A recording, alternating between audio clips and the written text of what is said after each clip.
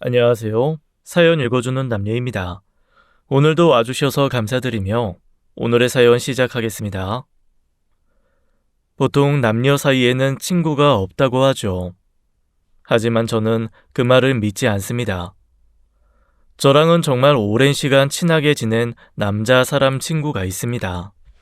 그 친구를 처음 만난 건 대학교 1학년 때 신입생 환영회였습니다. 제가 공대를 다녔는데 전체 신입생 중에 여자는 저 포함 2명이었거든요. 다들 공주 취급을 하며 설설기는데 딱 그 친구만 과하지도 않고 유난스럽지도 않게 저희를 대해줬습니다. 그러다 함께 과제를 하는 팀이 된 적이 있는데 그때 알고 보니 서로 취미도 비슷하고 취향도 비슷하더라고요. 술 몇 번 먹고 친해졌죠. 그 친구와 저의 취미는 운동이었습니다. 둘 다 테니스에 엄청 심취해 있었는데 각자 동아리에서 단식, 복식 선수로 활동하기로 했어요. 나름 환상의 팀이었죠. 주변에서는 너희 둘이 사귀어라. 이렇게 붙어 다니는데도 정분이 안 나면 그게 이상한 거다. 그랬었거든요. 그런데 처음에는 서로 뭔가 설레는 마음이 살짝 있었을지는 모르지만 딱 시기가 지나고 나니 아예 그런 마음이 없어지더라고요. 뭐랄까, 모든 것을 지나 정말 깨벗고 함께 반신욕을 해도 아무렇지도 않을 그런 느낌이랄까요. 그래서 저는 그 친구가 군대에 갔을 때도 가장 면회를 많이 간 여사친으로 등극했습니다. 아니, 그 무딘 놈이 여자친구 하나 없이 운동만 하다가 군대를 가서 면회 가줄 사람이 없다잖아요. 면회라도 가야 좀 빠져나오기도 하고 그런다며 얼마나 저한테 설설 기면서 빌던지 그렇게 한 달에 한 번 팔자에도 없는 군바라지를 다 했습니다. 제대 후에도 저희는 정말 친하게 지냈어요. 서로의 연인을 보여준 적은 없지만 남자친구, 여자친구와 만나다가 헤어지면 서로 만나 위로하면서 술도 사주고 상대방 욕도 해주곤 했습니다. 아니, 그런데 세상 남자들 다 눈이 삐었냐? 너처럼 괜찮은 애가 어디 있다고 널 이렇게 남겨두냐? 야, 난 진짜 네가 대학 졸업하기도 전에 누가 채 가서 시집 갈까봐 그게 제일 걱정이었다. 아, 몰라. 다들 내가 여자로 안 보이나 봐. 내가 공대 안에서 너무 남자들이랑만 있어서 그런가. 야, 주변에 괜찮은 사람 없어? 소개 좀 시켜줘봐. 소개라. 아, 야, 너 진짜 소개팅 해볼래? 나랑 친한 친구가 있는데 걔가 너랑 은근 잘 어울릴 것 같은데? 야, 내가 너랑 친한 친구 중에 모르는 사람도 있냐? 뭐야? 나 몰래 다른 사회생활이라도 하고 있었어? 아, 회사에서 만난 사람이야. 지금은 다른 회사로 이직했는데 이직한 것도 스카웃 당해서 간 거거든. 능력 좋아. 성격도 좋고 뭐 생긴 것도 나보다는 못하지만 봐줄만 하지. 너보다 못하면 그건 얼굴이 아니라 그냥 상판 아니냐? 야, 됐다. 에이씨, 너 진짜 그럴래? 아이, 진짜 괜찮다니까. 운동을 좀 지나치게 좋아해서 쓰러져 다 죽어가는 상황에서도 근 손실 걱정하고 운동 빠지는 법 없는 거 빼고는 진짜 진국이야. 그래도 뭐 술 먹고 담배 피우고 도박하고 여자 밝히는 것보다 낫지 않아? 운동을 그렇게 좋아해? 원래 꿈이 보디빌더였대. 부모님이 반대하셔서 그냥 개발자로 취직했는데 너도 알잖아. 개발자들 앉아서 거북목으로 굳어가는 직업인 거. 그래서 몸 망가진 후로 운동에 좀 집착하게 된 것 같더라고. 만약 너랑 연애해서 결혼까지 가면 편하긴 할걸? 요리 필요 없고 그냥 닭가슴살만 삶아주면 네가 세상 최고라고 생각할 거야. 거기까지 들으니까 살짝 끌리더라고요. 제가 진짜 요리도 못하고 살림도 젬병이라 사실 누군가와 결혼을 하면 살림 어쩌지라는 걱정을 하곤 했거든요. 몸 만나기도 전에 결혼부터 생각하는 게 좀 웃기기는 했지만 그래도 나이가 있으니 고려는 해봐야 하지 않을까 싶었습니다. 운동에 지나치게 집착하는 사람도 골 아프긴 할 테지만 뭐 나쁜 짓 하는 것도 아니니 한번 만나볼까 싶기도 했고요. 그래, 만나나 보지 뭐. 그런데 그쪽에서 내가 좋다고 하려나? 야, 걔 장가 가고 싶어서 안 달라네요. 만나자마자 청혼한다고 할지도 몰라. 여튼 날 잡으면 말해줄게. 그렇게 저는 얼결에 제 가장 친한 친구가 소개해준 남자를 만나게 되었습니다. 그리고 만나서 얼마 되지 않아 사랑에 빠지고 말았어요. 이 사람은 혹시 나를 위해 태어났나 싶을 정도로 제 마음을 귀신같이 알아맞히는 사람이었거든요. 여자들은 한 달에 한 번 좀 예민해질 때가 있잖아요. 최대한 티를 안 내고 숨기려고 해도 호르몬 때문에 어쩔 수 없이 예민함을 보일 수밖에 없는데 그것조차 기막히게 알고 배려했습니다. 제가 먹고 싶은 것, 하고 싶은 것, 갖고 싶은 것까지 대체 내 마음을 읽는 건가 싶게 잘 알아챘어요. 게다가 말도 다정하게 하고 늘 태도에서 배려가 느껴졌습니다. 사랑한다는 표현, 좋아한다는 티도 적극적으로 보여줬고요. 이런 남자에게 빠져들지 않을 여자가 있나 싶었고 대체 왜 지금까지 연애를 안 한다고 했을까 의아할 정도였습니다. 그래서 연애하고 5개월 정도 지났을 때 한번 물어본 적이 있었어요. 그런데 자기는 왜 연애를 안 했어? 사실 여자들이 이상적으로 생각하는 남자에 가깝거든. 내가 눈에 콩깍지가 씌인 게 아니라 진짜 객관적으로. 난 그게 싫더라고. 뭐랄까, 연애를 꼭 해야 한다. 뭐 이런 사회적 강박이라고 해야 하나? 아니, 나는 그냥 자기 개발하는 게 연애보다 더 좋았을 뿐이야. 건강 챙기고 내 목표 이루고. 아이, 그래도 만날 사람은 다 만나. 봐봐. 나 지금 자기 만나서 행복하잖아. 난 당신이 내 첫사랑이라서 너무 감사하고 좋은데 당신은 아니야? 그렇게 말하면 당신이 내 첫사랑이 아닌 게 미안해지잖아.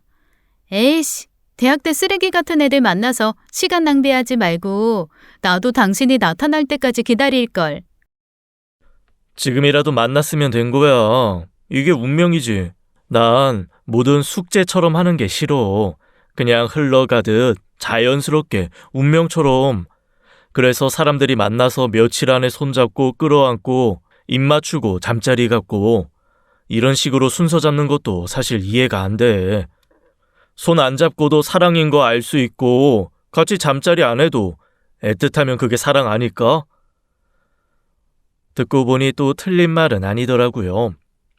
이 사람 참 생각이 건전하구나. 소위 늑대처럼 달려드는 종류의 남자가 아니구나 라는 생각이 드니 사랑하는 마음이 더 커지기 시작했습니다. 그래서 1년 정도 연애 후 청혼을 받았을 때 2번 생각도 않고 승낙을 했습니다. 사실 만난 지 얼마 되지 않았을 때부터 저는 이 사람과의 삶을 꿈꾸고 있었거든요. 결혼 준비를 하면서도 정말 저는 많은 배려를 받았습니다.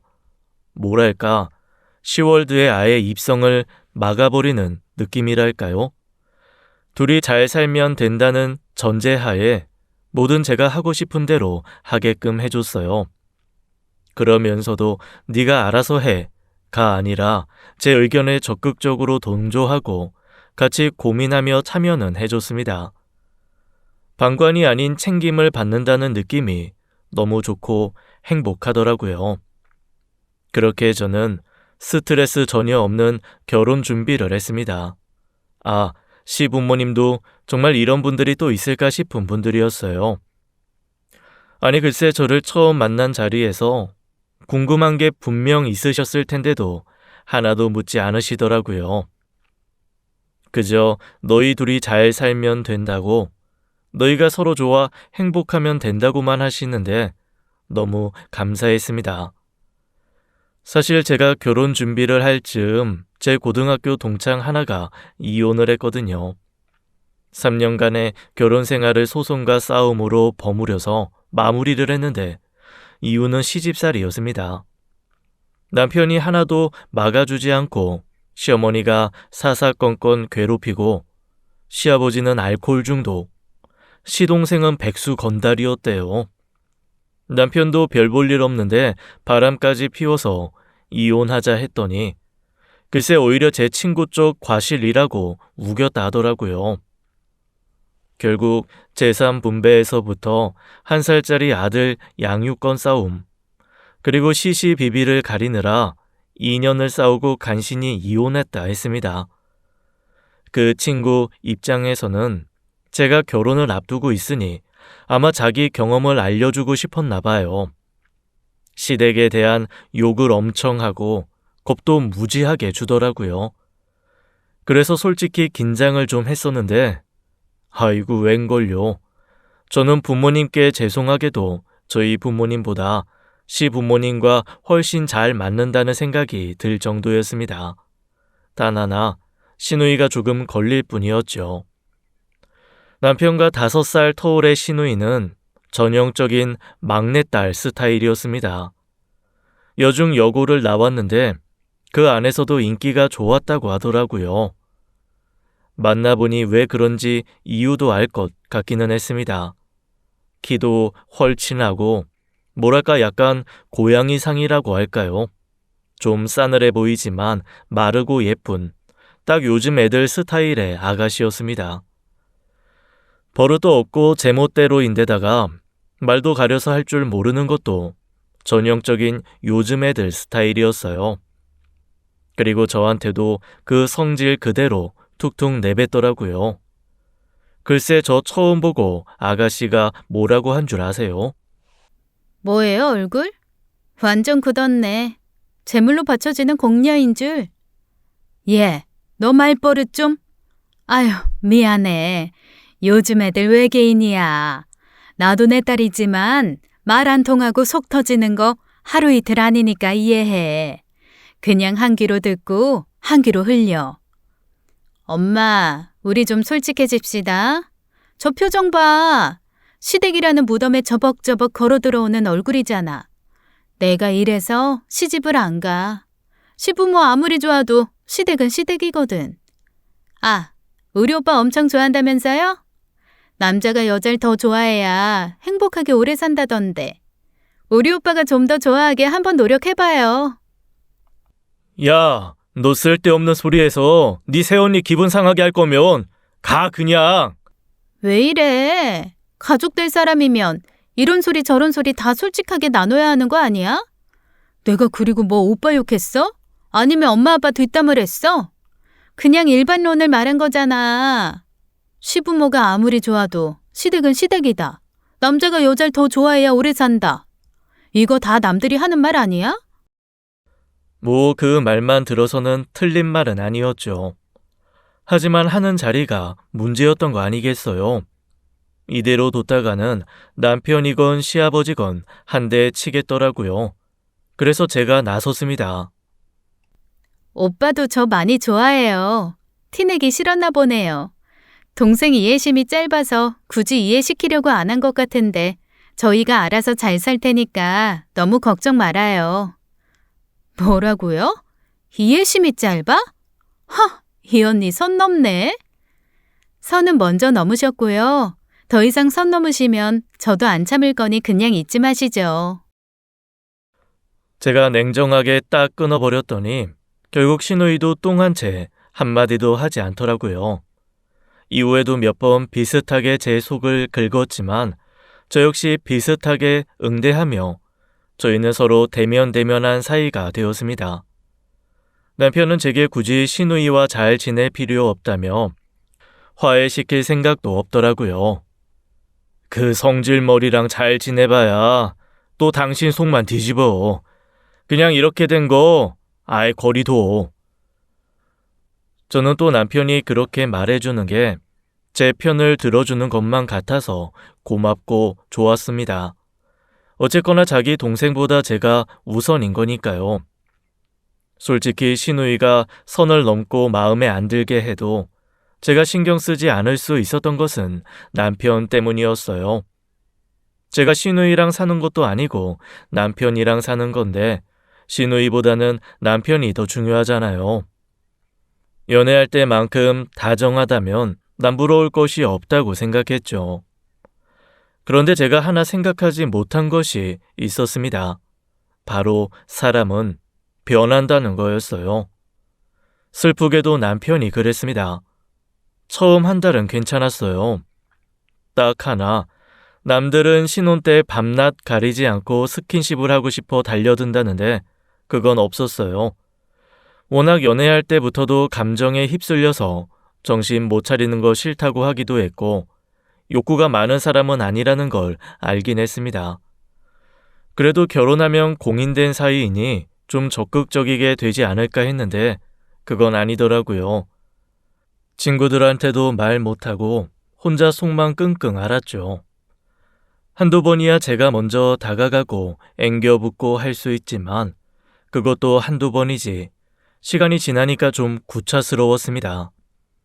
저만 혼자 달아올라 매달리는 것 같고 괜히 밝히는 여자가 된 것 같고 해서 저도 안 하게 되더라고요.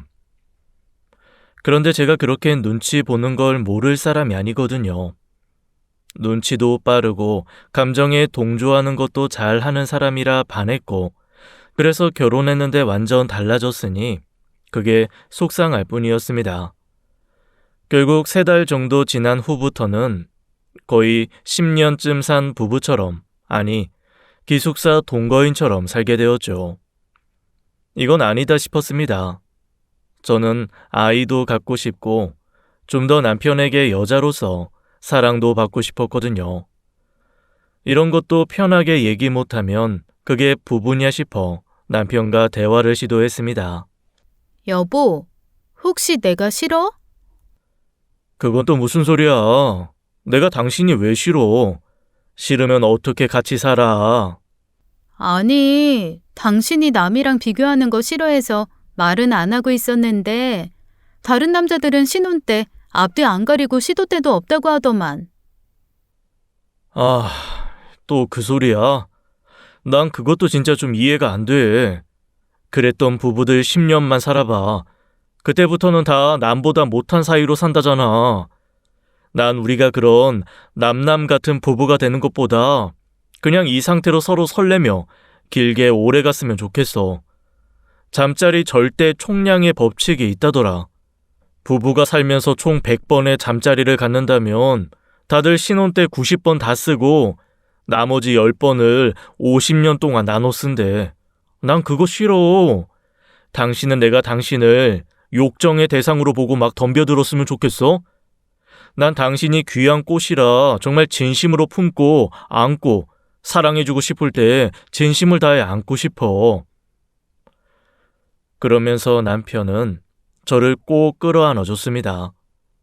그리고 그날 정말 오랜만에 함께 잠자리를 가지고 저는 너무 행복했어요. 점점 남편의 말에 저도 수긍이 되기 시작하더라고요. 주변에서 친구들이 괴로울 정도로 남편이 들러붙어 짐승 같다고 하는 말을 들으며 은근 이런 마음도 올라왔습니다. 그래, 짐승처럼 달려들어서 억지로 관계 나누는 것보다 한 번을 하더라도 행복하게 사랑받고 아낌받는 느낌으로 하는 내가 낫지. 이런 시간이 길게 간다면 그래, 내가 그의 속도에 맞춰서 조절하면 되지 뭐. 저도 그렇게 마음을 먹었더니 오히려 부부관계가 나아지는 듯 했습니다.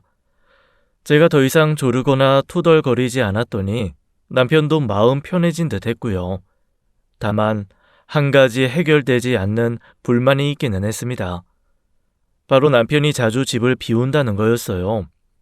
이것도 그런데 참 뭐라고 하기 애매한 게 연애할 때부터도 남편이 운동에 몰두하는 거 모르지 않았거든요.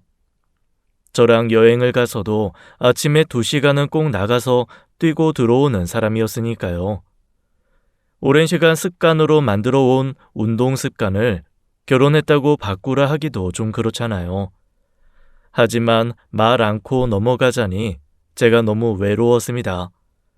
일단 매일 귀가가 늦어지는 것도 문제였습니다. 일이 많다고 하기에는 정말 하루도 빠지지 않고 새벽 1~2시에 들어왔어요. 그리고는 또 아침 7시면 어김없이 회사를 갑니다. 어떤 때는 일주일에 남편 얼굴을 한 번도 못 본 적도 있다니까요. 새벽에 들어와서는 절반 이상은 거실 소파에서 잡니다. 아니, 왜 침실 놔두고 자꾸 소파에서 자? 당신 잠귀 예민하잖아. 한 번 깨면 다시 잠드는데도 시간 오래 걸리고, 그리고 일하다가 저녁같이 먹으면서 술 한두 잔하고 잔업하고 오는 건데, 그러면 아무래도 술 냄새도 나고. 아니, 난 당신 편하게 자라고 그러는 거야. 당신도 일하는 사람인데 나 때문에 잠 설쳐서 컨디션 망치면 미안하잖아. 듣고 보니 또 틀린 말은 아니었습니다. 제가 진짜 잠자리에 민감하긴 하거든요. 오죽하면 20년 전에 쓰던 베개만 저한테 맞아서 그 회사 망할까봐 베개를 10개 넘게 사서 쌓아뒀을 정도입니다. 베개 달라져도 잠은 못 자고 이불에서 조금만 바스락 소리가 나도 잠을 이루지 못합니다. 그래서 사실 남편이 옆에 없어 좀 편하게 자는 것도 사실이고요. 이 역시도 저한테 맞춰서 배려를 해주는 거니 뭐라 할 수가 없었습니다. 그렇게 매일 늦게 와서 소파에서 잠을 청하면 사실 주말에라도 같이 있으면 좋겠거든요. 그런데 또 주말에는 죽 자고 운동을 하러 나갑니다. 운동도 다양해요. 테니스, 사이클, 러닝, 헬스까지 운동으로 온 주말을 가득 채웁니다. 우리 같이 영화라도 보고 시간 좀 보내자. 아니, 주중에는 바빠서 못 보고, 주말에는 당신 운동하느라 못 보고, 나 너무 심심해. 아, 그래? 그러면 나랑 같이 운동하러 가자. 철민이도 같이 하니까 뭐 불편하지는 않을 거야. 같이 운동하고 다 같이 영화 보지 뭐. 다 같이? 그러면서 남편은 저를 데리고 운동하러 가더라고요. 남편과 저를 연결해준 제 남사친 철민이부터 온통 남자들로 버글버글한 테니스 동호회였습니다. 정말 3시간 내내 죽어라 공만 치고 다들 샤워하고는 밥 먹고 헤어지는 거 있죠. 남편은 저한테 이렇게 말하더라고요. 아이, 당신 영화 보고 싶다고 했지? 철민이도 같이 간대. 간만에 셋이서 저녁까지 달려보자. 아니, 나는 당신하고 둘이 데이트하고 싶어서. 아, 그랬어? 미안. 난 당신이 심심하다고 해서 여러 사람이랑 북적북적 놀고 싶어 하는 줄 알았어. 그러면 어떡하지? 철민이 그냥 가라고 할까? 아니야, 어떻게 그래. 걔도 간만에 시간 뺀 걸 텐데. 그냥 같이 보자. 결국 저는 그날 제 남사친과 남편까지 셋이 영화 보고 늦게 집으로 들어왔습니다. 간만에 테니스 채를 휘둘렀더니 온몸이 부서지는 것 같더라고요. 남편과 로맨틱하게 분위기 잡을 체력도 되지 않아 바로 씻고 침대로 들어가 뻗고 말았습니다. 이후로도 남편은 몇 번 주말에 저한테 같이 운동 가자고 하더라고요. 하지만 너무 힘들었던 기억에 제가 거절을 했고 점점 우리 부부의 주말은 각자 보내는 것으로 정리가 되었습니다. 이게 맞나 싶더라고요. 결국 친구들과 만났을 때 저는 고민을 털어놓았습니다. 그런데 더 어이없는 건 친구들 반응이었어요. 야, 아주 호화스러운 고민이다, 너. 네 남편 너무 나이스한데? 그게 무슨 소리야? 난 고민이라니까. 아니, 이게 부부야? 진짜 네가 진짜 고민을 안 해봐서 그래. 너 남편이 운동하는데 데리고 갔었다며. 그리고 이후에도 계속 같이 가자고 했다며. 갔는데 죄다 남자뿐이었다며. 너한테 다 설명하고 보여주고 네 남편은 할 만큼 했네. 그러게, 보통 남자들 운동하러 간다고 하고 바람 피우는데 네 남편은 완전 남탕에서만 노네. 그리고 네 남사친 걔도 거기 있다며. 네 남편 감시 완전 잘하고 있을 텐데 딴 마음이나 먹겠냐? 그리고 남편이 들러붙어서 칭얼거리는 것만큼 짜증나는 거 없다? 아니, 네 집 아들이 이렇게 다 커서 날 엄마 노릇하게 하나 하는 생각밖에 안 들어. 얼마나 독립적이고 좋아? 그리고 또 잘할 때는 잘한다며. 아예 잠자리 안 하고 도망 다니는 것도 아니고 그냥 모았다가 한 번에 폭발시켜서 행복하게 해주겠다는데 그게 무슨 문제야? 야, 우리가 들꽃 시들시들한 거 매일 한 송이씩 받는 팔자라면 넌 주기적으로 대형 꽃다발 받는 거야. 뭐가 낫겠냐? 결국 저는 친구들한테 고민을 토로하고 본전도 못 찾았습니다. 남편한테 투덜거려봤자 그러면 너도 같이 운동하자는 말만 돌아오고 친구들은 저한테 배부른 고민한다고 하니 속만 터지더라고요. 이게 참 애매했습니다. 차라리 바람을 피우면 뒤집어 엎기라도 하겠는데 정말 너무 건전하게 건강 챙기는 사람이잖아요. 남들은 건강 안 챙긴다고 잔소리하느라 기운 빠진다는데 저는 반대의 입장이니 아무도 제 마음은 이해를 못 해줬습니다. 야, 꼭 그렇게 운동은 매주 해야 되는 거야? 나 남편 얼굴 까먹겠어. 결국 저는 남편과 함께 운동하는 제 남사친에게 투덜거리기 시작했습니다. 그 친구를 통해 남편 귀에 좀 들어가면 덜하지 않을까 하는 생각 때문이었어요. 그런데 그 친구도 제 편은 아니더라고요. 야, 너 진짜 운동하는 거 가지고는 뭐라 하지 마라. 매일 스트레스 받으면서 야근하고 주말에 그걸 긍정적으로 해소하는 건데 너 솔직히 고마워해야 한다. 그런 성실한 사람 없어. 얘가 넌 왜 나이를 먹어도 철이 없냐? 아니, 그게 적당해야 말이지. 난 그럼 그 사람한테 뭔데? 마누라지 뭐야. 야, 제가 여기서 별명이 뭔 줄 알아? 팔불출이야, 팔불출. 뭐만 하면 우리 집사람이 저거 좋아하는데 뭐만 먹으면 나중에 우리 집사람 사주고 싶다. 아주 입만 열면 네 얘기라고. 언제 그러더라. 너랑 오래오래 건강하게 살려면 자기가 더 건강해야 한다고. 그래서 운동을 놓을 수 없는 거라고. 아유, 야, 쓸데없는 소리 할 거면 전화 끊어. 살짝 머쓱해졌습니다. 밖에 나가서 그러고 다니는 걸 제가 어떻게 알겠어요. 그냥 괜시리 좀 미안해지기도 하고 그렇더라고요. 그렇게 저는 다시 한번 제 마음을 다잡으며 남편을 이해하려고 했습니다. 시간이 지나니 그게 또 안 되는 건 아니었거든요. 물론 불쑥불쑥 화가 올라오기는 했죠. 제가 아무 말 없이 넘어가지고 더 이상 투덜거리거나 조르는 걸 멈췄더니 이 사람 더 이상 미안해하거나 눈치 보는 것조차 없어졌거든요. 주말 외출은 당연하고 한 달에 한 번은 주말에 1박 2일로 외박도 했습니다. 말로는 동호회 사람들이랑 워크숍 운동을 한다는데 제가 볼 땐 태릉 선수촌도 이렇게는 안 하겠다 싶었거든요. 거기에 제 의심을 더하게 하는 사건이 하나 생기고 말았습니다. 혹시 여자 생겼나 싶은 느낌이 딱 오는 사건이었어요. 워낙 운동을 많이 하니까 밖에서 엄청 씻고 들어오거든요. 그런데 빨래는 제가 하잖아요. 남편 옷에서 언젠가부터 뭔가 다른 손길이 느껴졌습니다. 뭐라고 표현하기 어려운데 딱 여자의 촉이라고 할까요? 운동하며 꼬깃꼬깃 땀 냄새 벤치에 처박아온 느낌이 아니라 뭔가 곱게 벗었다가 곱게 다시 입고 와서 빨래통에 넣은 느낌 말입니다. 하지만 이미 제가 할 수 있는 의심은 다해서 남편한테 뭔가 입을 떼서 말을 해봤자 소용이 없을 것 같았습니다. 결국 고민 끝에 다른 사람의 도움을 빌리기로 했어요. 쓸데없는 돈을 쓰는 게 아닐까 싶었지만 흥신소를 고용했죠. 분명 이건 운동만 하고 오는 게 아니라는 확신이 들었으니까요. 하지만 흥신소에서도 한 달이 넘게 별다른 소식은 들려오지 않았습니다. 이게 제일 애매모호한데요.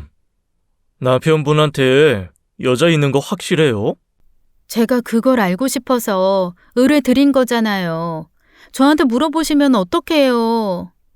아니, 저희도 뭐 미행만 주구장창 할 수도 없고 뭔가 의심의 여지가 보이면 그 근처에서 대기하고 그러지 않겠습니까?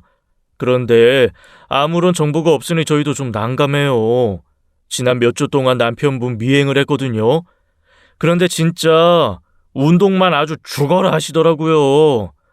그 1박 2일 어디 간다고 한 날, 그때도 운동하는 사람들이랑 우르르 움직이고 숙소 들어가서는 나오지도 않던데요. 저희가 숙소 안까지는 따라갈 수 없고 말이에요. 그냥 정말로 운동 좋아하시는 분 아닐까요? 아휴, 그게 아니라는데 진짜. 일단 알겠어요. 결국 흥신소도 남편의 외도는 잡아내지 못했습니다. 보내온 사진도 죄다 남자들 바글바글한 가운데서 웃고 떠드는 것뿐이더라고요. 속에서 천불이 솟았죠. 결혼한 지 거의 반년이 넘어가는데 심정적으로는 과부의 마음이었으니까요. 게다가 제 속도 모르고 퇴근한 남편은 저한테 아무렇지도 않게 이렇게 말했습니다. 다음 주에 나 출장 가. 한 일주일. 출장? 무슨 출장? 당신이 출장도 가? 회사에서 보내면 가는 거지 뭐. 어디로 가는데? 다낭으로 가. 베트남? 외국 간다고? 당신 회사에서 베트남으로 출장 보낸다고? 원래 관계가 있었어? 당신 좀 이상하다. 아니 당신이 우리 회사 주인도 아니고 내가 말하면 다 알아? 회사에서 신규 사업하면서 새로 바이어 미팅을 해야 하는데 베트남에 산다는 걸 나보고 어쩌라고. 나도 휴가 낼게. 휴가를 낸다고? 왜? 아니, 내 친구들 보니까 남편이 출장 갈 때 그냥 따라가더라고. 어차피 숙소는 있으니까 난 비행기표만 사면 되잖아. 밤에라도 같이 있자. 여보, 말이 되는 소리를 해. 아니 우부증도 아니고 남편 출장지까지 따라오는 게 말이 돼? 당신 진짜 이상해. 가면 거래처 사람들이랑 밤늦게까지 함께 할 수도 있고 상황이 어떻게 변할지도 모르는데 무슨 소리야? 남편의 말도 분명 일리는 있었습니다. 저도 무리수였던 거 알아요. 하지만 그렇게라도 남편과 함께 있고 싶다는 제 진심을 몰라주는 게 너무 야속했습니다. 게다가 남편 입에서 나온 의부증이라는 단어는 그동안 꾹꾹 눌러왔던 제 서러움을 터지게 하는데 충분했습니다. 제 마지막 자존심은 그 서러움을 남편 앞에서 티내지 않는 거였어요. 대신 꾹꾹 눌러 참다가 방에 들어가서 펑펑 울었습니다. 그 바람에 다음날 남편이 출장을 떠났을 때 인사도 못했어요. 밤새 울다가 잠들어서 늦잠을 잤거든요. 주말이라 회사 지각은 하지 않았지만 기분은 좋지 않았습니다. 하루 종일 혼자 있는 주말이 낯선 것은 아니었지만 이게 또 운동 갔다 오는 주말과 진짜 혼자 있는 주말은 느낌이 좀 다르더라고요. 이래저래 뒤척뒤척 하면서 영화도 봤다가 드라마도 봤다가 했지만 아무 재미가 없었습니다. 자꾸 눈물만 나고 서러워서 남편에게 장문의 문자를 보냈어요. 나는 진짜 당신을 많이 사랑해. 보고 싶고 같이 있고 싶어. 근데 자꾸 당신이 놔두고 밖으로만 놔두는 것 같아서 서운해서 그랬어. 출장 다녀오면 상황 봐서 휴가 내고 나랑 여행 가자. 사실 우리 신혼여행 다낭으로 가려고 했었잖아. 다낭에 좋은 곳 맛있는 곳 다 찾아놨었는데 못 갔잖아. 그런 다낭을 당신이 혼자 출장으로 간다고 하니 내가 더 속상했나 봐. 우리 좋은 추억 만들러 꼭 같이 가자. 건강하게 잘 다녀와. 이렇게 긴 문자를 보냈는데 남편에게서는 답이 없었습니다. 비행기에서 아직 안 내렸나 했다가 저녁까지 답이 없으니 영 불안하더라고요. 다음 날까지도 연락이 없으니 거의 미칠 지경이 되었죠. 혹시 잘못된 거 아닌가 싶어 안절부절 어쩔 줄을 모르겠고 안 좋은 생각만 들었어요. 결국 월요일 아침이 되자마자 저는 바로 남편 회사에 전화를 걸었습니다.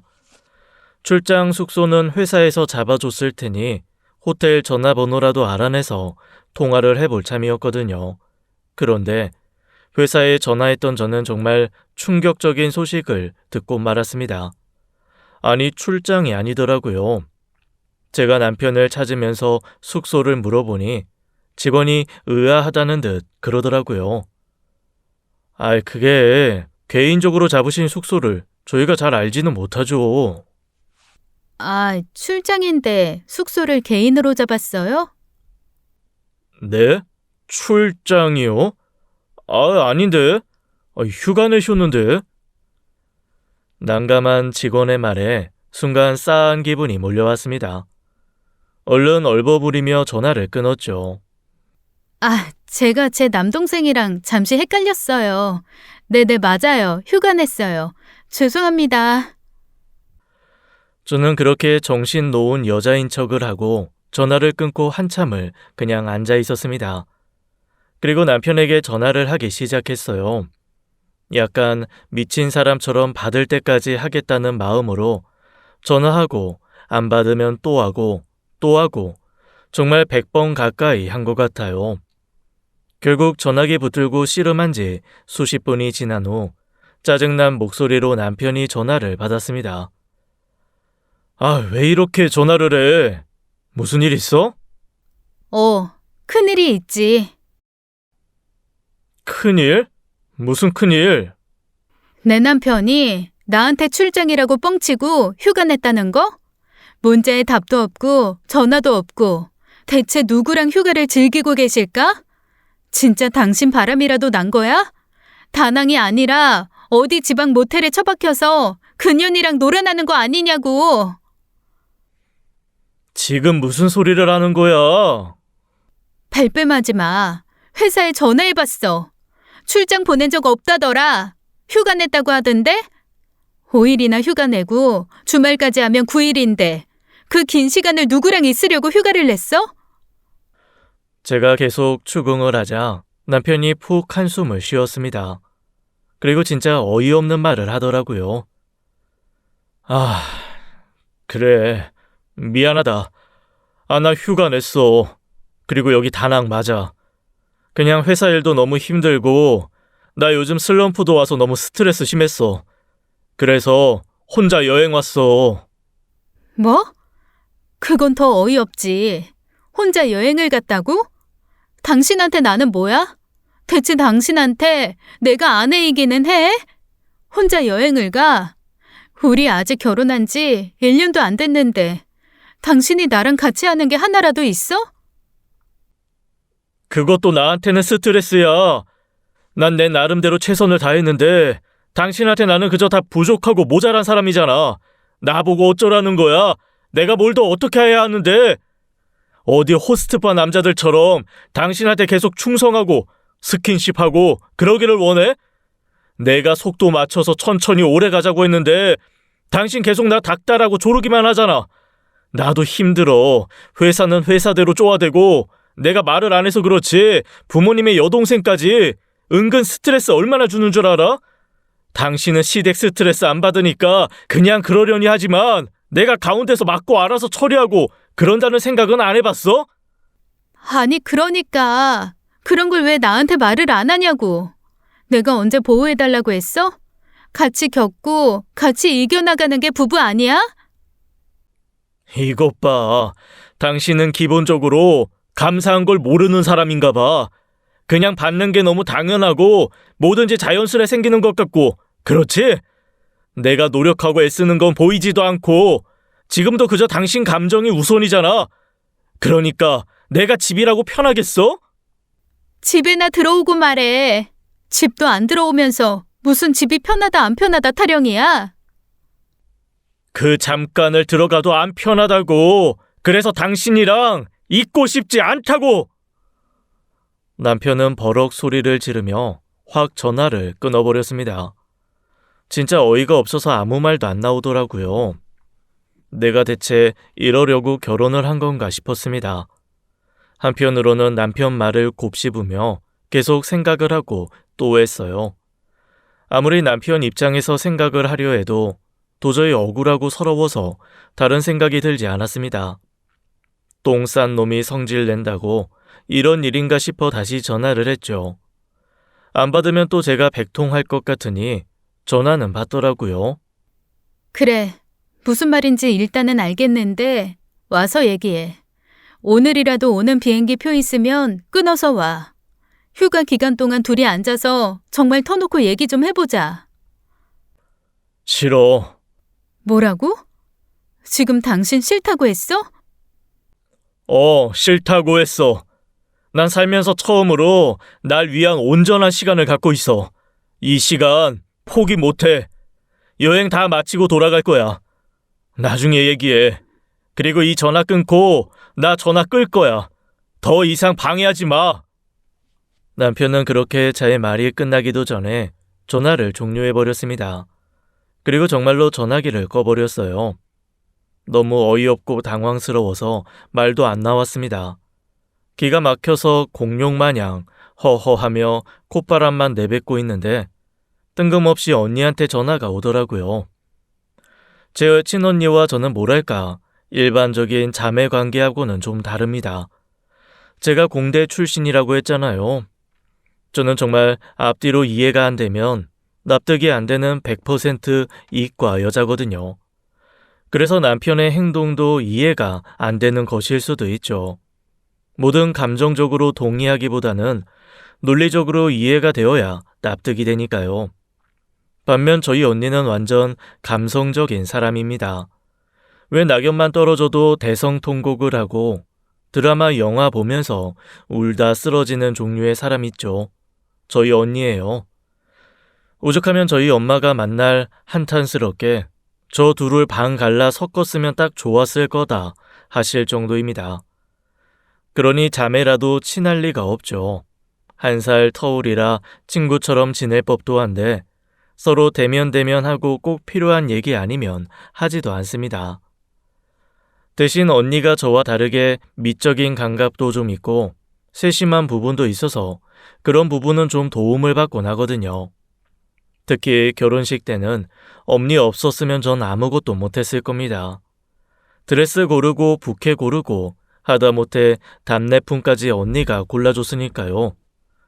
입장할 때 트는 음악, 피로연장 세팅, 소위 스드메 관리도 다 언니가 했습니다. 제 눈에는 이게 그거고 그게 이거인데 언니 눈에는 다 다른 것도 신기하고 그 안에서 고르는 것도 신기했어요. 촬영 역시 저는 굳이 필요 없다고 했거든요. 전문 촬영사가 따라다니면서 동영상으로 그날 기록을 남기는데 글쎄 100만 원을 달라는 거예요. 단칼에 거절했죠. 그랬더니 언니가 그래도 영상 있으면 속상한 날 한 번씩 보면서 마음 잡기도 좋고 추억도 된다며 자기가 찍어주겠다고 했거든요.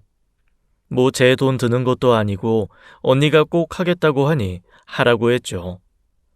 그런데 결혼식 당일 날도 정신이 없고 이후에도 계속 남편 때문에 신경을 쓰느라 제가 생각을 못했는데 그 영상을 주겠다고 연락이 온 거예요. 아, 미안해. 나도 계속 정신없어서 잊어버리고 있었어. 근데 이게 보니까 러닝타임이 3시간이 넘네? 내가 편집까지 할까 하다가 그냥 전체 쭉 한번 네가 보고 그 다음에 편집하고 싶으면 업체 하나 붙이는 게 나을 것 같아서.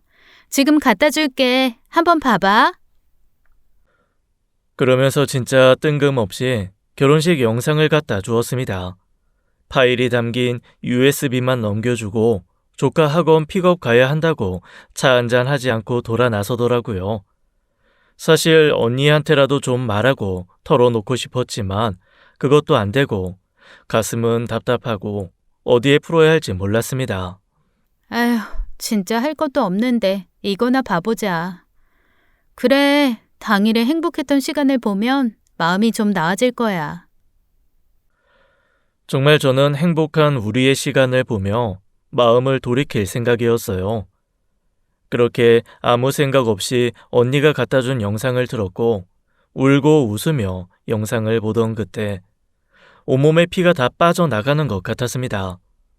혹시 잘못 본 게 아닌가 싶어 멈추고 다시 앞으로 돌려서 보고 또 봤어요. 멀리서 봐 잘못 본 건가 싶어 코를 박듯 모니터로 다가가 계속 봤습니다. 잠시 멈춤으로 봤다가 느리게 보기도 봤고 하면서 수십 번을 봤는데도 제가 본 게 맞았어요. 사람이 너무 기막히니까 눈물이 아닌 웃음이 나오던데요. 진짜 그 화면을 보면서 제가 죽을 듯이 웃음을 터뜨렸어요. 눈에서는 눈물이 흐르는데 입에서는 주체할 수 없는 비명 같은 웃음이 터져 나오는 미친년 같은 상태가 몇 시간을 가더라고요. 그렇게 온 감정을 쏟아내고 나니 비로소 제정신이 돌아오기 시작했습니다. 며칠 후 남편은 한눈에 봐도 긴장한 게 보이는 모습으로 집에 들어섰습니다. 저랑 큰 싸움이 나지 않을까 걱정하고 있는 게 보일 정도였어요. 하지만 저는 남편에게 별말을 하지 않았습니다. 당신이 여행 다 마치고 온 거 잘한 것 같아. 나도 그동안 생각을 좀 해봤어. 그래, 당신 말이 맞아. 우리 속도가 너무 다르기도 하고, 사실 다 커서 만난 사람들이 잘 맞아야 얼마나 잘 맞겠어. 나도 더 이상은 당신한테 강요하거나 원하지 않을게. 그리고 가지고 있는 스트레스, 운동처럼 건전하게 풀어주니 사실 그것도 고마운 사실이고, 이번처럼 스트레스 쌓이면 한 번씩 혼자 여행 가서 풀고 와. 나도 더 이상 터치하지 않을게. 아이, 진짜야? 정말 그것밖에 할 말이 없어? 진짜야. 나 생각 많이 하고 하는 말이야. 그동안 내가 너무 당신 몰아붙인 게 아닌가 싶기도 하고, 여튼 생각 많이 했어. 앞으로는 좀 더 서로의 시간을 존중해주는 그런 부부가 되자. 고마워. 아이, 당신이 그렇게 마음을 고쳐먹으니 얼마나 좋아. 이거야말로 바람직한 부부관계지. 진짜 고마워. 그러면서 남편은 저를 꼭 안았습니다. 간만에 함께하는 시간을 보내자며 저를 데리고 침실로 가는데 제가 남편을 거절했어요. 어쩌지? 당신 마음은 내가 너무 고맙고 좋은데 오늘은 내가 컨디션이 너무 안 좋네. 당신 말대로 부부라고 해서 의무적으로 사랑을 나눌 필요는 없으니까 우리 다음에 좋은 시간 갖자. 사실 제가 남편에게 던진 이 말은 저의 마지막 시험이었습니다.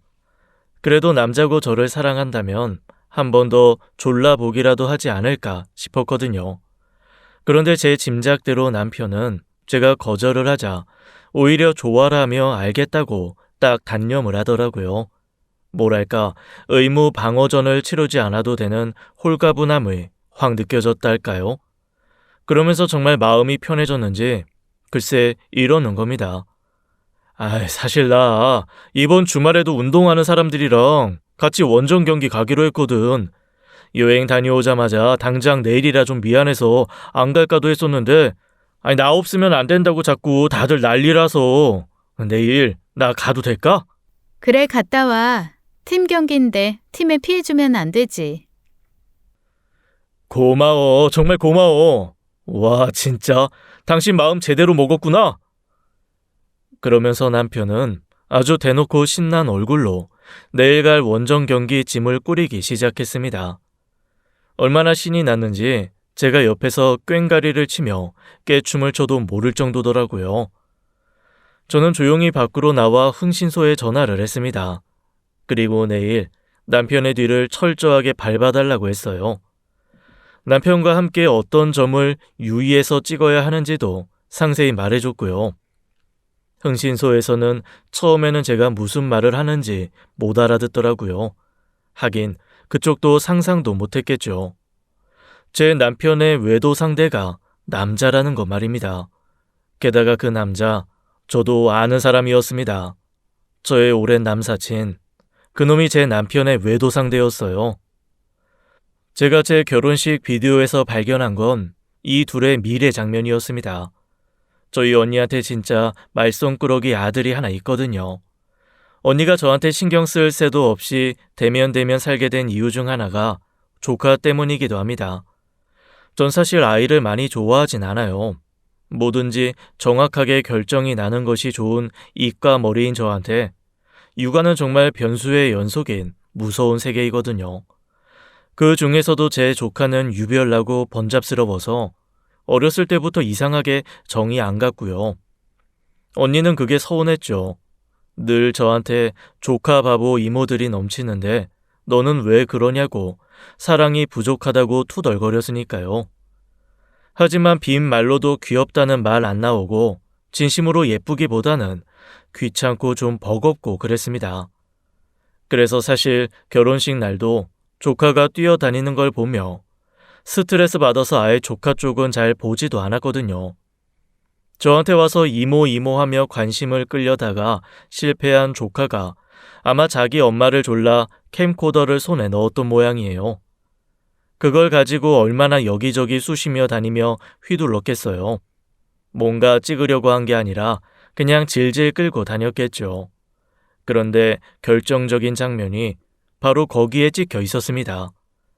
언니가 찍은 제대로 된 화면이 쭉 이어지다가 갑자기 엄마 나도 소리와 함께 앵글이 흐트러지고 영상이 흔들리고 난리스러운 화면이 이어지더라고요. 나중에 저 부분은 잘라내야겠다라는 생각을 하면서 멍하게 보고 있는데 조카가 어디에 또 정신이 뺏겼는지 우뚝 섰습니다. 녹음된 소리로 봐서는 아는 아주머니가 조카한테 용돈을 준다, 간식을 준다 하며 불러 세운 것 같았죠. 그런데 그 순간 기울어진 카메라의 남편과 제 남사친이 잡힌 겁니다. 머리부터 무릎까지 정도만 나오는 이상한 앵글이었고 게다가 기울어져 있어서 고개를 갸우뚱해야 제대로 보이는 화면이었어요. 그 화면 속에서 둘은 서로 끌어안고 몸을 만지고 있었습니다. 서로의 몸을 애타게 갈구하며 쓰다듬고 볼을 만지고 입을 맞추더라고요. 외진 자리였고 살짝 기둥에 가려진 곳이었으니 아무도 못 볼 거라 생각했겠죠. 아마 조카가 바닥으로 늘어뜨린 캠코더가 아니었으면 절대 들키지 않았을 자리이기도 했습니다. 약 3분간 둘은 진한 키스와 포옹, 애틋한 눈빛을 주고받기도 했고 저는 그 장면을 거짓말 조금 보태 10,000번쯤 돌려봤어요. 어이없고 화가 났지만 제 눈을 믿을 수가 없었거든요. 그런 한편 다행이라는 생각도 들었어요. 언니가 뭔가 정신이 나서 이걸 편집이라도 했으면 어쩔 뻔했나 싶더라고요. 다른 곳에는 몰라도 저희 집에는 정말 알리고 싶지 않은 이혼 사유가 되었을 테니까요. 그날 저녁 흥신소에서는 사진이 잔뜩 전송되어 왔습니다.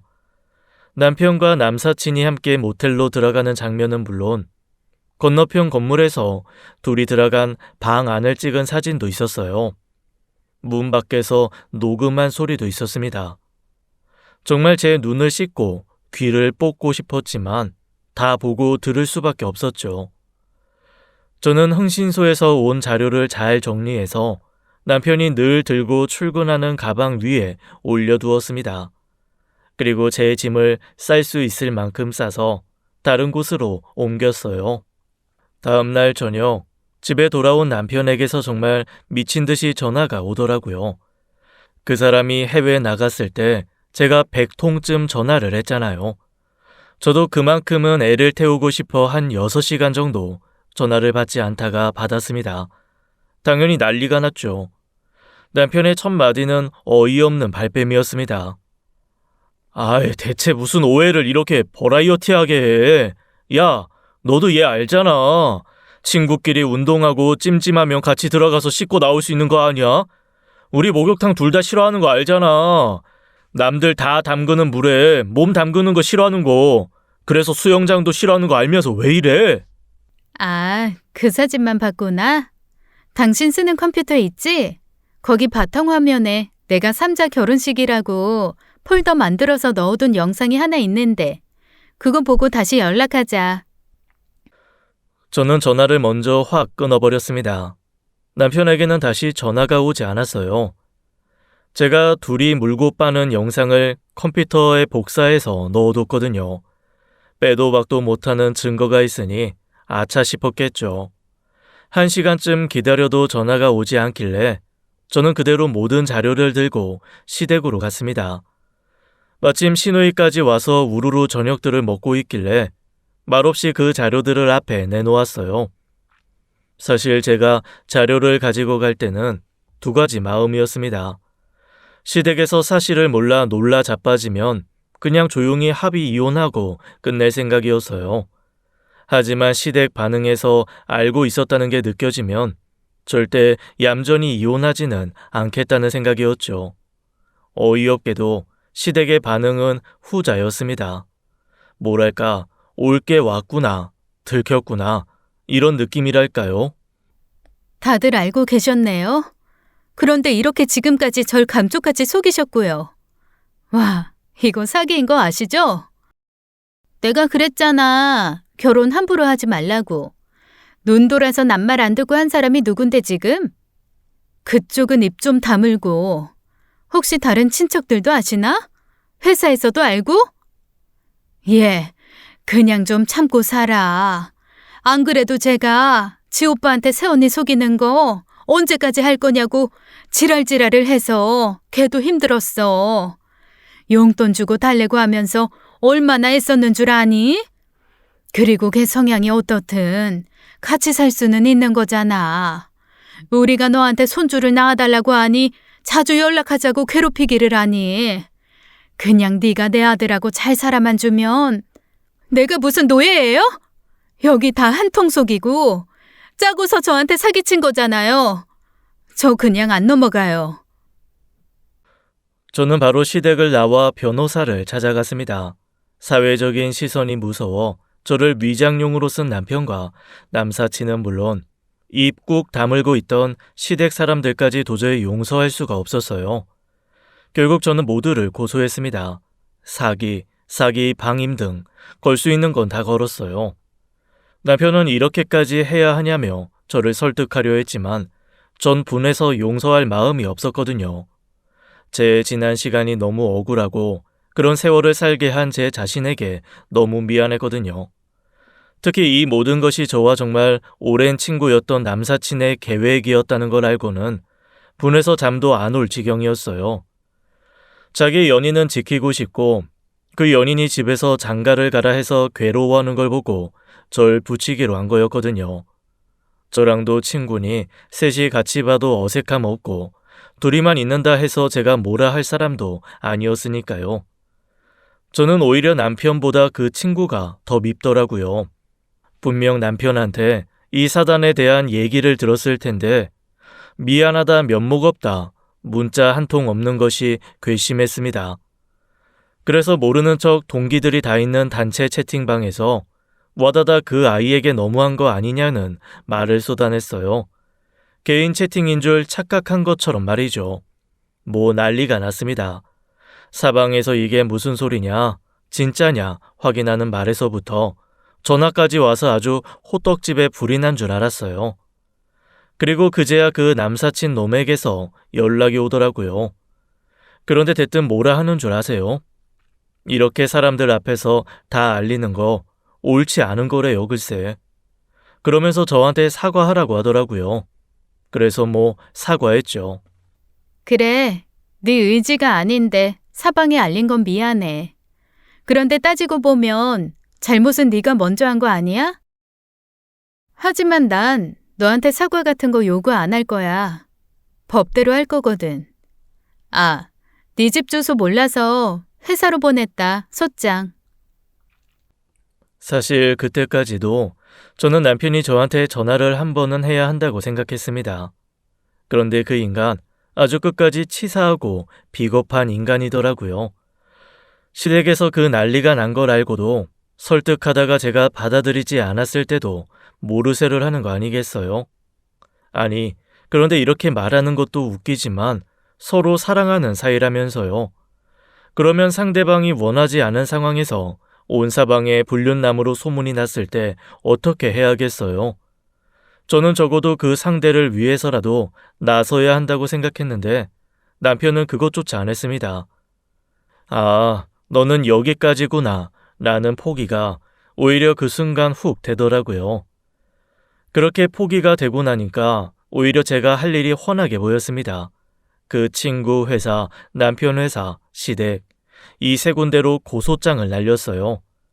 그리고 둘이서 아주 신나게 참여했던 온갖 스포츠, 취미 동호회에도 증인을 찾는다는 연락을 쭉 돌렸습니다. 그동안 아마 동호회에서도 자신들의 정체를 숨긴 채 친한 친구로만 활동을 해왔던 모양이더라고요. 한동안 제 변호사 전화에 불이 났습니다. 그제야 남편이 제게 연락을 했어요. 얘기 좀 해. 이제 와서? 난 할 말 없어. 이혼하자며. 재산 분할. 거기까지 듣고 저는 확 전화를 끊어버렸습니다. 이 인간, 이 와중에 이혼하면 나눌 재산에 대해 계산기 두드리고 있었나 봐요. 저랑 변호사는 이혼이 아닌 혼인 취소 소송으로 전환하기로 했습니다. 사실 합의가 빨리 끝나면 조용히 소송 없이 이혼하는 걸로 가려는 마음도 있었는데 상대가 이렇게 나오면 아주 탈탈 털어버려야죠. 그리고 그즈음 결국 제 친정에서도 모든 사실을 알게 되었습니다. 좀 놀랐던 건 제 언니의 반응이었어요. 모든 자매가 그렇듯 서로 극도의 다른 성향의 저희 둘이라 저는 언니가 그렇게까지 저를 생각하는 줄 몰랐거든요. 언니가 정말 미친 개처럼 시댁으로 뛰어들어가 온 살림을 다 때려 부수고 막말하는 시누이 뺨까지 올려붙인 거 있죠. 시댁에서는 고소한다 어쩐다 난리를 부리는데 거기다 대고 저희 언니가 이렇게 말했답니다. 해봐. 아들 놈 싸고 도느라 어디까지 집이 망할 수 있는지 내가 아주 인생 걸고 도전해 볼 테니까. 아주 사돈의 팔촌, 3대가 사기꾼 집단이라는 간판 아래 고개 들고 못 살게 할 거야 내가. 그거 아세요? 완전 눈이 돌아버린 사람은 건드리는 게 아니라 피하는 겁니다. 애초에 잔잔하게 돌아있는 또라이들인 시댁에서 본능적으로 알았죠. 저 여자는 피해야 하는 여자라고 말이에요. 결국 시댁은 저희 언니한테 2번 정도 대인 후 완전 2손 2발을 다 든 모양이었습니다. 남편이 항소 같은 거 일절 없이 빨리 소송 마무리하겠다고 했거든요. 아마 자기 집에서 무슨 얘기도 들은 거겠죠. 덕분에 저는 남편과 시댁 망신을 아주 제대로 주고 혼인 취소로 헐헐 자유를 찾았습니다. 소송도 당연히 승소했고 위자료도 받았습니다. 그리고 그 위자료로 저는 조카가 그렇게도 가고 싶어 했던 미국 디즈니랜드 표를 쿨하게 끊어줬어요. 언니랑 형부까지 세 식구 일주일 동안 노는 비용, 체류 비용, 비즈니스석 티켓까지 통 크게 선물했습니다. 저 때문에 폭력까지 휘두른 언니에게는 평소 탐내던 명품 가방도 하나 사줬고요. 언니는 언니답게 크게 감동받지도 않고 미친 듯 고마워하지도 않았지만 이 말은 하더라고요. 너 혼자 소갈이 하지 마. 덤비는 인간 있음 말해. 내가 아주 개작사를 낼 테니까. 무심한 목소리, 퉁 내뱉는 말투였지만 그 말이 더할 나위 없이 든든했습니다. 이게 자매인가 보다 싶더라니까요. 물론 조카는 제가 왜 디즈니랜드에 보내줬는지 모른 채 그저 신나서 펄펄 뛰었습니다. 사연 다 아는 형부는 오히려 좀 미안해 하더라고요. 아니, 좋은 일로 쏘는 것도 아니고 난 좀 마음이 그렇네 처제. 아니요. 저 은혜 갚는 거예요. 안 그랬으면 저 진짜 더 긴 세월 헛되게 보낼 뻔했어요. 사실이죠 뭐. 어쨌건 조카가 휘두르고 다닌 카메라 덕에 더 이상 바보같이 살지 않게 된 거니까요. 요즘 전 살면서 가장 속이 시원한 하루하루를 살고 있습니다. 비로소 행복해요. 지금까지 사연 읽어주는 남녀였습니다. 끝까지 함께해 주신 여러분 감사드리며 저희는 다음 사연으로 돌아올게요. 감사합니다.